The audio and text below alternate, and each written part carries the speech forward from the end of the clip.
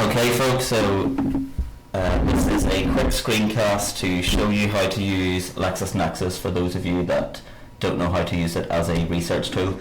So just from Queen's, go to the library catalogue, type in Lexis, surprisingly, it comes here, and you click this resource and that will bring you to this screen which you see here.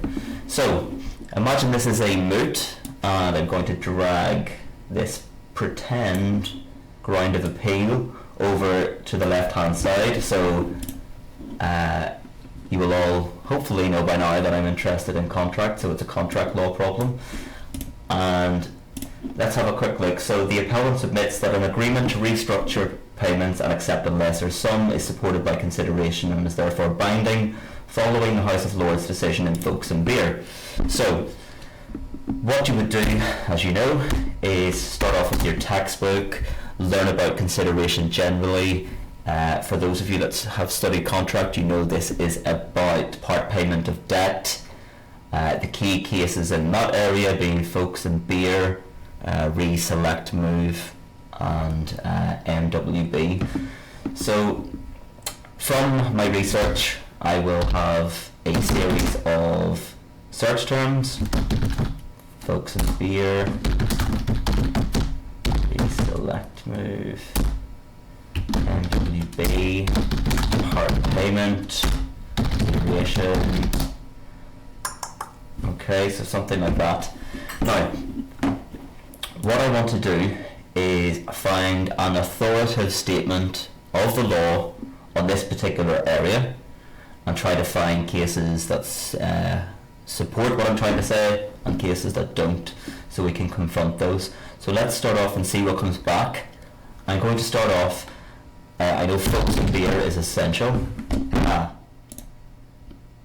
That's not good. We're back in. So with this search button at the top, you don't use Boolean search, so you don't do this. You would do that for Westlaw, not for this. What you need to do is put your string in like this, so Folks and Beer and let's say consideration and part payment. Okay, so I then just drag this across a bit, hit my search, and hopefully, okay, so immediately what you can see is I have 110 results. Now the first result is for Lexis PSL. This is a great tool for you to use as an introduction to a topic. So it's used by practitioners and it's a very brief introduction of the key areas of law, ranging from contract law, criminal law, human rights, anything really, with a practitioner focus. You can see that there are 70 cases. We're not really concerned in Lexis with cases because we have Westlaw for that, and I believe Westlaw does the case analysis and lets you see how cases have been treated subsequently much better than Lexis. Journals, yeah, they're important. You'll find that some journals on Lexis some journal articles on Lexis appear which do not appear in Westlaw, so that's fine. But primarily what we've come to Lexis for is this commentary. Now there's 26 items in commentary. What is commentary? Commentary is a reference to practitioners' texts and official statements of law. So we're talking Halsbury's law, Chitty on contracts, all of those practitioners' texts that have authority in court. So let's have a look and see what comes up for. Okay, so what I'm going to do is look at the source name. I'm going to analyze and be critical about the source name. Now, I know from my experience the common law series law of contract is great, that can be used, but Halsbury's law of England, of course, is known by every barrister and judge in the UK, so that's good as well. Let's just go down. Yeah, there's some information. Yeah, lots of good. You can see tax intelligence, all of these. So what we need to do is we want to find out about consideration and part payment of debt. Well, part payment of debt is a variation of a contract. You're simply saying that you had a contract and you're varying the terms of the contract to accept part payment. So you will know that from your research here. So number 1 seems to be a fantastic starting point, so I'll just click that. Okay, so here is a great introduction, as you can see. So this outlines the general approach that you would take with consideration and variation of contracts. You can see it specifically deals with part payment. So that's your summary in bold print. Let me just scroll down. Yeah, lots and lots of information here. And you'll find that if it references something in this particular practitioner's text, you will find the footnotes are a goldmine for you. So a point will be made here, say number 5. You might read that and say, right, that's really important. And you'll see that it's linked to Williams and Roffey Brothers. And for a mooter, you can see that it's little points like this that can really help you. So it's making a point there about part payment of debt, as it was discussed in Williams and Roffey. But then it goes on to discuss it further and emphasises that, you know, this view is supported in this particular case, which I know is a New Zealand case. And this case actually is authority for the fact that the practical benefit test in Williams and Roffey, which we thought only applied to agreements to pay more, could actually be used for agreements to accept less. So there you go. That, you know, that could be a point of research or a point of interest for you, which is great. Scrolling on down, you're checking for references to part payments. You've got all of this information.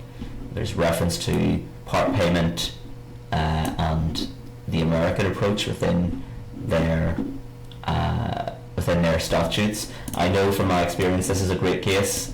Again, this case challenges the idea that part payment of debt or accepting less can never be enforceable without further legal benefit or extra consideration. So it's just giving you that extra avenue to explore different cases and different arguments.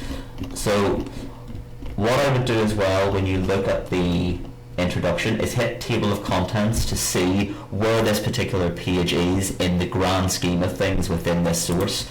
So we can see that it's related to consideration and the variation of contracts, but by ticking this little table of contents I can actually see, right, what is more relevant. Here we go. We know that we need to be looking at this. It talks about consideration and part payment, and most importantly exceptions to the rule in folks and beer. Now remember, we said folks and beer was extremely important, so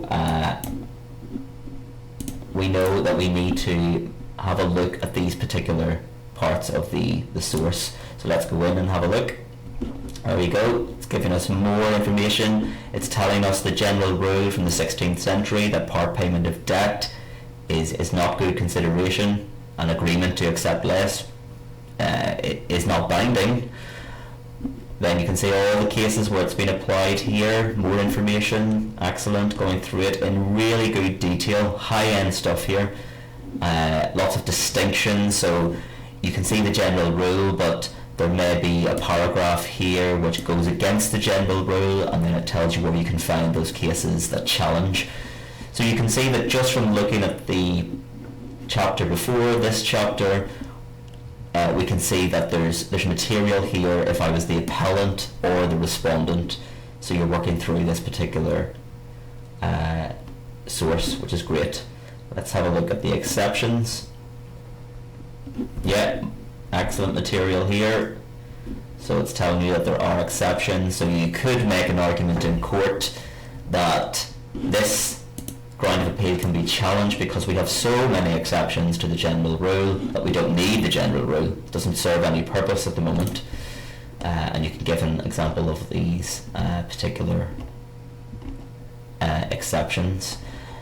If you cast your mind back to the assessment at the beginning of the year, this is where I found most of the material for the mood problem, and for the respondent, I'm not sure, but it was Darren that could have argued this. I remember Darren was in this role.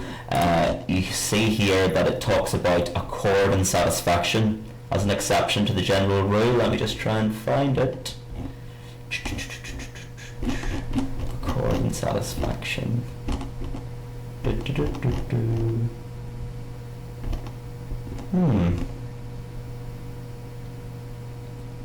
Well, it actually doesn't say here, so I apologise, but the point being that you need accord, agreement, and satisfaction, so you need something extra for an agreement to accept less to be binding. So you can see all those examples in here, and some of them are quite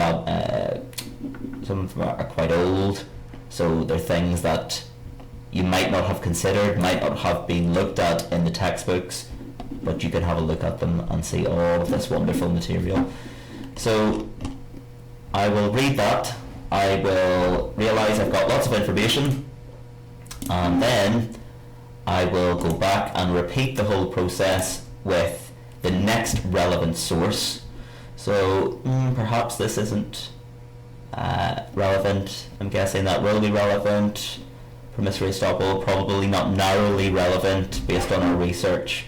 That's certainly going to be relevant, but I think that's the page that we looked at before. Let's look at another source. So is there anything here?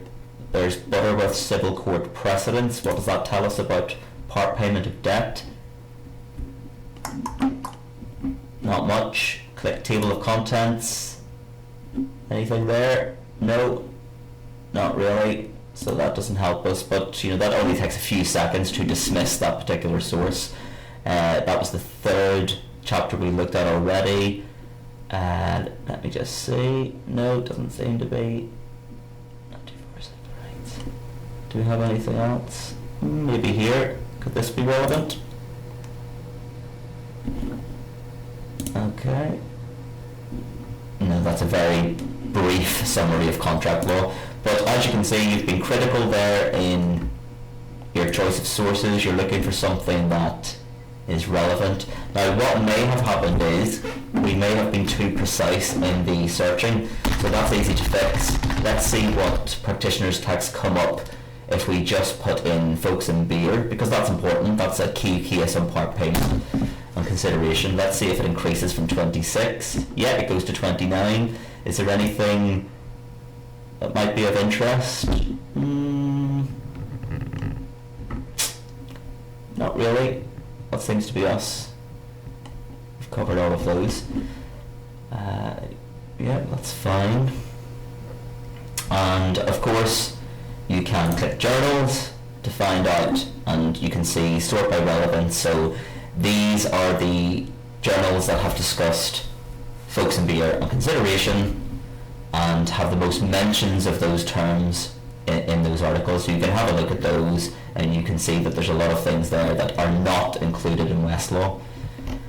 So that's a very basic introduction to using the practitioner's text in LexisNexis.